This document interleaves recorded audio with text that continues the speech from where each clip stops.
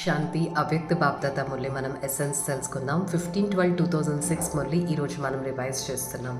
మురళి యొక్క హెడ్డింగ్ స్మృతి స్వరూపులుగా అనుభవీమూర్తులుగా అయి ఒక్క క్షణంలో తీవ్ర గతితో పరివర్తన చేసుకునే పాస్ విత్ ఆనర్గా అవ్వాలి. సో ఈరోజు బాబా మనలో 3 భాగ్యపు రేఖల్ని చూస్తున్నారు. పరమాత్మ పాలన అనే రేఖ, శ్రేష్ఠ శిక్షకుని ద్వారా శిక్షణ రేఖ, సద్గురు ద్వారా శ్రీమతం అనే భాగ్యరేఖ. ఈ 3 రేఖల్ని చూస్తున్నారు బాబా. ఈ 3 రేఖలలో శ్రేష్టమైన పరమాత్మ ప్రేమ, పరమాత్మ పాలన అనేది ఈ రేఖల్లో కనిపిస్తూ ఉంటుంది. సో అన్నిటికంటే ఉన్నతమైనది పరమాత్మ ప్రేమ. పరమాత్మ ప్రేమ కోట్లలో కొద్ది మందికో లభిస్తుంది. పరమాత్మ పాలన కోట్లలో కొద్ది మందికి లభిస్తుంది.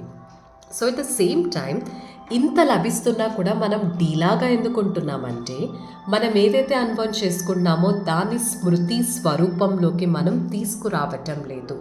స్మృతి స్వరూపంలోకి తీసుకొస్తే సమర్థత ఆటోమేటిక్గా లభిస్తుంది.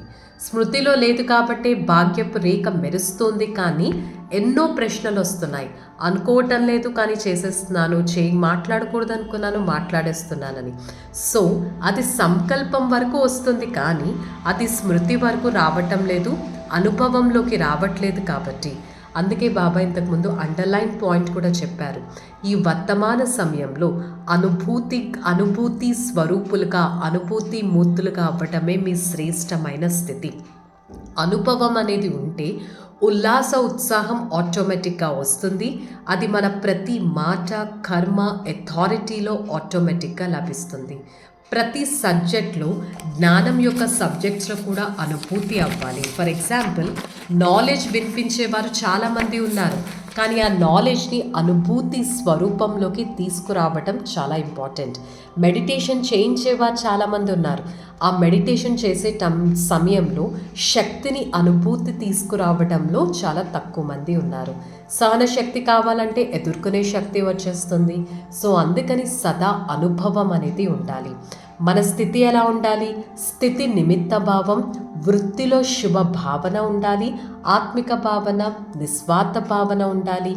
వాయుమండలంలో సంబంధ సంపర్కంలో నిర్మాణ భావం ఉండాలి. మన ప్రతి మాటలో నిర్మల భావన ఉండాలి.